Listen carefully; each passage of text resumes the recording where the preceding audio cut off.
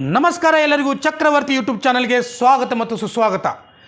ನನ್ನ ಶಿಕ್ಷಕ ಆಕಾಂಕ್ಷಿಗಳ ಮನಸ್ಸಿನಲ್ಲಿ ಮಧು ಬಂಗಾರಪ್ಪನವರು ಇದ್ದು ಸತ್ತಂಗಾಗಿಬಿಟ್ಟಿದ್ದಾರೆ. ಯಾಕಪ್ಪ ಅಂದ್ರೆ ಈ ಮಧು ಬಂಗಾರಪ್ಪನವರು ಶಿಕ್ಷಣ ಸಚಿವರಾದ ಮೇಲೆ ಶಿಕ್ಷಕ ಆಕಾಂಕ್ಷಿಗಳಿಗೆ ಇಷ್ಟೊಂದು ಮೋಸ ಆಗ್ಯದ, ಸರ್ಕಾರಿ ಶಾಲೆಗಳಿಗೆ ಇಷ್ಟೊಂದು ಮೋಸ ಆಗ್ಯದಲ್ಲ, ಅದು ಯಾವುದೇ ಒಬ್ಬ ಶಿಕ್ಷಣ ಮಂತ್ರಿಯ ಆಡಳಿತ ಅವಧಿಯಲ್ಲಿ ಈ ರೀತಿಯಾಗಿರ್ತಕ್ಕಂಥ ಮೋಸಗಳು ಕಂಡು ಬಂದಿಲ್ಲ. ಇವತ್ತು ಈ ಕೈಯಾಗಿ ಹಿಡ್ಕೊಂಡಿದ್ದೇನೆ ರೀ, ನಾನು ಕೈಯಾಗಿ ಹಿಡ್ಕೊಂಡಿರ್ತೇನೆ. ಇದ್ರ ಬಗ್ಗೆ ಹೇಳ್ತೀನಿ. ನಾನು 15,000 ಶಿಕ್ಷಕರನ್ನು ಭರ್ತಿ ಮಾಡ್ತಕ್ಕಂಥ ಒಂದು ಪ್ರಕ್ರಿಯೆ ಪ್ರಾರಂಭ ಮಾಡಿದ್ದಾರೆ. ಇದರಲ್ಲಿ PSTR ಹುದ್ದೆಗಳು ಕೇವಲ 100 ರೀ. ಮತ್ತು ಅದನ್ನು ಯಾಕೆ ಕೊಡಕ್ಕೆ ಹೋಗಿದ್ರಿ? ಅದನ್ನು ನಿಮ್ಮ ಮನ್ಯಾಗನೇ ಇಟ್ಕೊಳ್ಬೇಕಾಗಿತ್ತು PSTR. ಎಷ್ಟು ವರ್ಷ PSTR ಕರೆದಿಲ್ಲ, ಇವತ್ತು ಕರೆದಿದ್ದೀರಿ. ಅದನ್ನು ಕೂಡ DED ಮಾಡಿದವ್ರಿಗೆ ಮೋಸವನ್ನು ಮಾಡಿಬಿಟ್ಟಿದ್ದೀರಿ. ಇನ್ನು ಹೇಳ್ಬೇಕಂದ್ರೆ ಸೈನ್ಸು ಮತ್ತು ಸೋಷಿಯಲ್ ಸ್ಟಡೀಸ್ ಮಾಡಿದವ್ರಿಗೆ, ಕನ್ನಡ ಅಭ್ಯರ್ಥಿಗಳಿಗೆ, ಕನ್ನಡದಲ್ಲಿ ಕಲಿತಿರ್ತಕ್ಕಂಥ ವಿದ್ಯಾರ್ಥಿಗಳಿಗೆ ಅವಕಾಶವನ್ನು ಹೆಚ್ಚಿಗೆ ಮಾಡೋದನ್ನು ಬಿಟ್ಟು ಇಂಗ್ಲೀಷ್ ಅಭ್ಯರ್ಥಿಗಳಿಗೆ, ಇಂಗ್ಲೀಷನ್ನು ಕಲಿತಿರ್ತಕ್ಕಂಥ ವಿದ್ಯಾರ್ಥಿಗಳಿಗೆ ನೀವು ಹೆಚ್ಚಿನ ಅವಕಾಶವನ್ನು ಕೊಡ್ತೀರಲ್ಲ. ಇವತ್ತಿಯೂ ಕೂಡ ಶಾಲೆಗಳಲ್ಲಿ ಇಂಗ್ಲೀಷ್ ಶಿಕ್ಷಣ ನೀತಿ ಜಾರಿಗೆನೇ ಬಂದಿಲ್ಲ. ಅದಕ್ಕಿಂತ ಮುಂಚೆ ಇಂಗ್ಲೀಷ್ ಮೀಡಿಯಂನಲ್ಲಿ ಕಲಿತಿರ್ತಕ್ಕಂಥ ವಿದ್ಯಾರ್ಥಿಗಳಿಗೆ ನೀವು ಅವಕಾಶವನ್ನು ಮಾಡಿಕೊಡ್ತಿರಲ್ಲ ಮಧು ಬಂಗಾರಪ್ಪನವರ.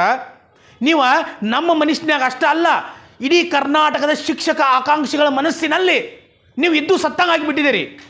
ಹಾಳಾಗಿ ಹೋಗ್ಬೇಕು ನೀವೆಲ್ಲರೂ ಕೂಡ. ಯಾಕಪ್ಪ ಅಂದ್ರೆ ಇಲ್ಲಿ ಪ್ರತಿಯೊಬ್ಬ ವಿದ್ಯಾರ್ಥಿ ಕಣ್ಣೀರು ಹಾಕ್ತಕ್ಕಂಥ ಪರಿಸ್ಥಿತಿ ಬಂದದ. ಅಲ್ಲ ರೀ, ನಿಮ್ಮ ಇಂಗ್ಲೀಷ್ ಮೀಡಿಯಂ ಸ್ಕೂಲ್ ಅದಾವ. ಪ್ರತಿಯೊಬ್ಬ ರಾಜಕಾರಣಿಗಳದ್ದು ಪ್ರತಿಯೊಂದು ಮೂಲೆಗೂ ಪ್ರತಿಯೊಂದು ದಿಕ್ಕಿಗೂ ನಿಮ್ಮ ಇಂಗ್ಲೀಷ್ ಮೀಡಿಯಂ ಸ್ಕೂಲ್ ಅದಾವ. ಅಲ್ಲಿ ಕಲ್ತಿರ್ತಕ್ಕಂಥ ವಿದ್ಯಾರ್ಥಿಗಳಿಗೆ ನ್ಯಾಯವನ್ನು ಕೊಡಿಸ್ತಕ್ಕಂಥ ಕೆಲಸವನ್ನು ಮಾಡ್ತಾ ಇದ್ದೀರಿ ನೀವು. ಆದರೆ ಸರ್ಕಾರಿ ಶಾಲೆಯಲ್ಲಿ ಕನ್ನಡ ಮಾಧ್ಯಮದಲ್ಲಿ ಕಲ್ತಿರ್ತಕ್ಕಂಥ ವಿದ್ಯಾರ್ಥಿಗಳಿಗೆ ನ್ಯಾಯವನ್ನು ಕೊಡಿಸ್ತಕ್ಕಂಥ ಕೆಲಸವನ್ನು ಮಧು ಬಂಗಾರಪ್ಪನವ್ರು ಮಾಡಲಿಲ್ಲ. ಸೊ ನೀವು ಇದ್ದು ಸತ್ತಂಗದಿರಿ.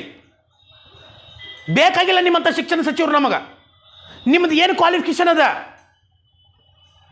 ನಿಮ್ದೇನು B.Ed ಆಗ್ಯದನೋ, M.Ed ಆಗ್ಯದನೋ, PhD ಆಗ್ಯದನೋ, ನಿಮ್ದು ಏನಾಗ್ಯದ? ಏನು ಆಗ್ಯದ ಅಂತ ತಿಳ್ಕೊಂಡು ನೀವು ಕರ್ನಾಟಕದ ಶಿಕ್ಷಣ ಸಚಿವರಾಗಿ ನೇಮಕ ಆಗಿದ್ದೀರಿ ಅನ್ನೋದನ್ನು ನೀವು ಹೇಳಬೇಕಾಗ್ತದೆ ನಮಗೆ. ಇವತ್ತು ಒಂದು HSTR ಸಿಲೆಬಸನ್ನು ಬಿಟ್ಟಿದ್ದೀರಿ. ಕೇವಲ ನಾ ಇಲ್ಲೇನು ಮಾಡ್ಕೊಂಡಿದ್ದೀನಪ್ಪ ಅಂದ್ರೆ ಪೇಪರ್ 2 ಸಿಲೆಬಸನ್ನು ಮಾತ್ರ ಇಟ್ಕೊಂಡಿದ್ದೀರಿ. ಇದರಲ್ಲಿ 14 ಪೇಜ್ ಇದಾವೆ, 14 ಪೇಜ್. PSTR ಸಿಲೆಬಸ್ ಆಗಿರ್ಬೋದು, GPT ಎಲ್ಲ ಸಿಲೆಬಸ್ಗಳನ್ನ ತೆಗೆದಾಗ 300ರಿಂದ 400 ಪೇಜ್ಗಳು ಆಗ್ತಾವೆ. ಸೊ ನನಗನ್ಸೋ ಮಟ್ಟಿಗೆ ನಾವು ಕೇವಲ ಸಿಲೆಬಸವನ್ನು ಮಾತ್ರ ಓದೋದಕ್ಕೆ 45 ದಿನ ಟೈಮ್ ಬೇಕು. ನೀವು ಸಮಯ ಕೊಟ್ಟಿದ್ದೆಷ್ಟು? ಅಕ್ಟೋಬರ್ದಾಗ ಎಕ್ಸಾಮ್ ಮಾಡಾಕತ್ತೀರಿ ಮೊದಲನೇ ವಾರದಲ್ಲಿ. ಮತ್ತು ಸಿಲೆಬಸ್ ಬಿಟ್ಟಿದ್ದೆಷ್ಟಪ್ಪ ಅಂದ್ರೆ ಒಂದು ಭಗವದ್ಗೀತೆ ಗ್ರಂಥದ ಥರ ಬಿಟ್ಟಿದ್ದೀರಿ ನೀವು. ಇಲ್ಲಿ ಸಿಲೆಬಸ್ ಓದಬೇಕು ಅಥವಾ ಸಿಲೆಬಸ್ದಾಗ ಇರ್ತಕ್ಕಂಥ ಪುಸ್ತಕಗಳನ್ನ ತೊಗೊಂಡು ಓದಬೇಕು? ಏನು ಮಾಡಬೇಕು? ನಾವೆಲ್ಲ ಏನಂತ ಓದಬೇಕು? ಯಾಕಪ್ಪ ಅಂದ್ರೆ ನೀವು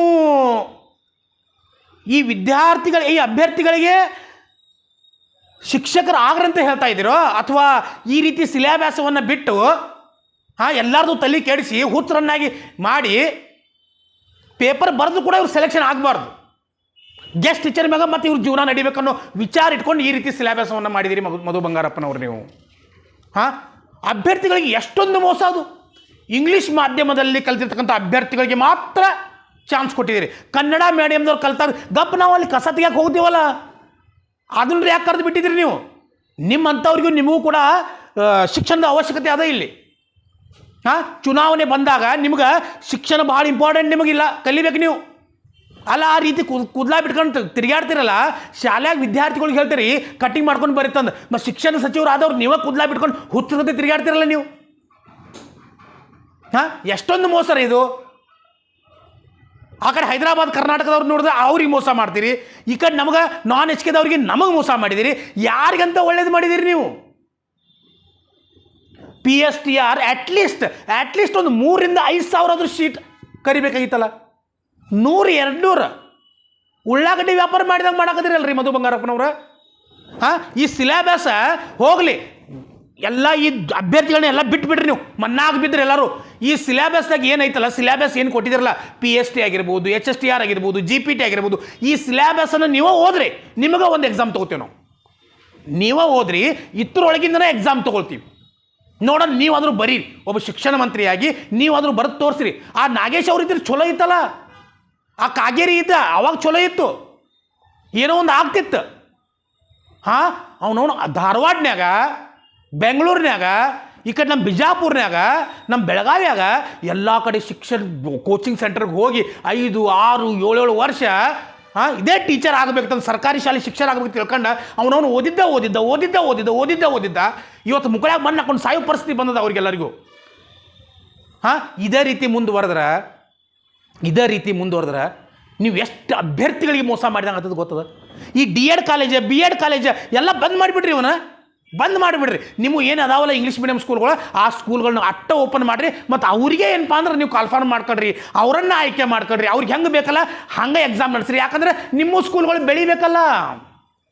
ನಮ್ಮ ಸರ್ಕಾರಿ ಶಾಲೆಯ ಮೇಲೆ ಹಂಚ್ಕೊಳ್ಳಿಲ್ಲ, ಆದ್ರೆ ನೀವು ಸ್ಲ್ಯಾಬ್ ಹಾಕೊಂಡು ದುಡ್ಡು ಮಾಡ್ಕೊಂಡು ಜನರ ದುಡ್ಡಲ್ಲಿ ಸ್ಕೂಲನ್ನು ಕಟ್ಕೊಂಡು ಆರಾಮಾಗಿದ್ದು ಇಂಗ್ಲೀಷ್ ಮೀಡಿಯಂ ಅಭ್ಯರ್ಥಿಗಳಿಗೆ ನ್ಯಾಯವನ್ನು ಕೊಡಿಸೋದು ಕೊಂಡಿದ್ದೀರಲ್ಲ, ನಾಚಿಕೆ ಬರಬೇಕ್ರಿ. ಮತ್ತು ಈ ಬಿಕಾಮ್ದವ್ರಿಗೆ ಅವಕಾಶ ಮಾಡಿ ಕೊಡ್ಬೇಕಂತಂದು ನಮ್ಮ ಸ್ಪರ್ಧಾಕಾಶಿ ಅವರು ಹೋರಾಡಿದರು. ಆದರೆ ಈ ಬಿಕಾಮ್ದವ್ರು ಏನು ಮಾಡಿರಪ್ಪ ಅಂದ್ರೆ, ನಾವು ಅದೇನಂತಾರಲ್ಲ, ನಿತ್ತು ಹುಚ್ಚಿ ಹೋಗಿರೋ ಮಕ್ಕಳ್ರ ಅಂದ್ರೆ ನಾವು ಓಡಾಡಿ ಹುಚ್ಚಿ ಹೋದು ಹೊಲಸು ಮಾಡ್ತೀವಿ ಅಂತ ತಿಳ್ಕೊಂಡು ಈ ಬಿಕಾಮ್ದವ್ರು ಮಾಡಾಕತ್ರು. ಯಾರಿಗೆ ನ್ಯಾಯ ಕೊಡ್ಸಾಕತ್ತಾರೆ ಇವರು? ಯಾರಿಗೆ ನ್ಯಾಯ ಕೊಡ್ಸಾಕತ್ತೀರಿ? ಎಷ್ಟು ವರ್ಷ ಅದು ಕಾಯಾಗದ್ರೆ ಗೊತ್ತೇನ್ರಿ? ಎಷ್ಟು ವರ್ಷ ಆಯಿತು? ಇದನ್ನು ಹೇಳೋದು ವಿದ್ಯಾಭ್ಯಾಸಕ್ಕೆ ಸಂಬಂಧಪಟ್ಟಂಗೆ ಅಲ್ಲ, ಅಭ್ಯರ್ಥಿಗಳ ಮನಸ್ಸಿನ ಭಾವನೆಗಳನ್ನು ಹೇಳ್ತಾ ಇದ್ದೀನಿ ನಾನು ನಿಮಗೆ. ಮುಖ್ಯಮಂತ್ರಿ ಆಗ್ಬೇಕಾದ್ರೆ ಕ್ವಾಲಿಫಿಕೇಷನ್ ಇಲ್ಲ ನಿಮಗೆ, ಗೃಹ ಮಂತ್ರಿ ಆಗ್ಬೇಕಾದ್ರೆ ಕ್ವಾಲಿಫಿಕೇಷನ್ ಇಲ್ಲ ನಿಮಗೆ, ನೀವು ಶಿಕ್ಷಣ ಮಂತ್ರಿ ಆಗ್ಬೇಕಾದ್ರೆ ಕ್ವಾಲಿಫಿಕೇಷನ್ ಇಲ್ಲ ನಿಮಗೆ, ಪ್ರಧಾನಮಂತ್ರಿ ಆಗೋದಕ್ಕೂ ಕ್ವಾಲಿಫಿಕೇಷನ್ ಇಲ್ಲ. ಆದ್ರೆ ನಾವೊಬ್ಬ ಸಾಮಾನ್ಯ ಕನ್ನಡ ಶಾಲೆಯ ಶಿಕ್ಷಕ ಆಗಬೇಕಾದ್ರೆ ಅವನವನು ಸಿಲೆಬಸ್ ಏನು ಇದು ಭಗವದ್ಗೀತೆ, ರಾಮಾಯಣ, ಮಹಾಭಾರತ, ಏನು ಋಗ್ವೇದ, ಯಜುರ್ವೇದ, ಸಾಮವೇದ, ಆ ವೇದಗಳದಾವ ಇವೆಲ್ಲ, ಏನಿವು ಉಪನಿಷತ್ತುಗಳು, ಭಾಗಗಳು ಏನದಾವ ಇವ? ಇಟ್ಟು ಸಿಲೆಬಸ್. ಈ ಸಿಲೆಬಸ್ ಓದೋ ಮಟ್ಟ ಅಕ್ಟೋಬರ್ ಬಂದುಬಿಡ್ತದೆ. ಇನ್ನು ಪುಸ್ತಕ ಯಾವಾಗ ಓದೋದು? ಫಸ್ಟ್ ನೀವು ಏನು ಮಾಡ್ಕೊಳ್ರಿ ಅಂದ್ರೆ ಕಟ್ಟಿಂಗ್ ಮಾಡ್ಕೊಳ್ರಿ. ಓಕೆ, ಮಧು ಬಂಗಾರಪ್ಪನವರೇ, ಫಸ್ಟ್ ನೀವು ಕಟ್ಟಿಂಗ್ ಮಾಡ್ಕೊಂಡ್ರೆ ತಲೆ ಹಗರ ಆಗ್ತದೆ. ತಲೆ ಹಗರ ಆದಾಗ ಕನ್ನಡ ಮಾಧ್ಯಮದಲ್ಲಿ ಓದಿರ್ತಕ್ಕಂಥ ಅಭ್ಯರ್ಥಿಗಳಿಗೆ ನ್ಯಾಯವನ್ನು ಕೊಡಿಸ್ತಕ್ಕಂಥ ಕೆಲಸ ಮಾಡಬೇಕು ಅನ್ನೋದು ಜ್ಞಾನೋದಯ ಆಗ್ತದೆ. ಕೇವಲ ನಿಮ್ಮ ಸ್ವಾರ್ಥಕ್ಕಾಗಿ ನಿಮ್ಮ ಶಾಲೆಗಳನ್ನು ಬೆಳೆಸೋದಕ್ಕೆ ಈ ರೀತಿ ಮೋಸ ಮಾಡೋಕ್ಕೆ ಹೋಗಬೇಡ್ರಿ. ನೇಮಕಾತಿಯನ್ನು ನಿಲ್ಲಿಸ್ರಿ, ನೇಮಕಾತಿ ಲೇಟ್ ಆಗಲಿ, ಆದರೆ PSTR ಆಗಿರ್ಬೋದು, HSTR ಆಗಿರ್ಬೋದು, ಪ್ರತಿಯೊಬ್ಬರಿಗೂ ಕೂಡ ಕನ್ನಡ ಮಾಧ್ಯಮದಲ್ಲಿ ಕಲಿತಿರ್ತಕ್ಕಂಥ ಪ್ರತಿಯೊಬ್ಬರಿಗೂ ಇಷ್ಟು ವರ್ಷ ಕಾಯ್ತಾ ಇರ್ತಕ್ಕಂಥ ಪ್ರತಿಯೊಬ್ಬ ಅಭ್ಯರ್ಥಿಗೆ ನ್ಯಾಯವನ್ನು ಕೊಡಿಸ್ತಕ್ಕಂಥ ಕೆಲಸವನ್ನು ದಯವಿಟ್ಟು ಮಾಡಿರಿ. ನನ್ನ ಕಳಕಳಿಯ ವಿನಂತಿ ಅದ. ಅಭ್ಯರ್ಥಿಗಳಿಗೆ, ಶಿಕ್ಷಕ ಆಕಾಂಕ್ಷಿಗಳಿಗೆ ಮೋಸ ಮಾಡೋಕ್ಕೆ ಹೋಗಬೇಡ್ರಿ. ಮಧು ಬಂಗಾರಪ್ಪನವರ ಕಣ್ಣೀರ ಕಪಾಳಿಗೆ ಬರ್ತಾ ಇದೆ, ಎಲ್ರಿಗೂ ಅರ್ಥ ಮಾಡ್ಕೊಳ್ರಿ. ಮತ್ತೆ ಬರ್ತೇನೆ ರೀ. ಜೈ ಹಿಂದ್, ಜೈ ಕರ್ನಾಟಕ ಮಾತೆ.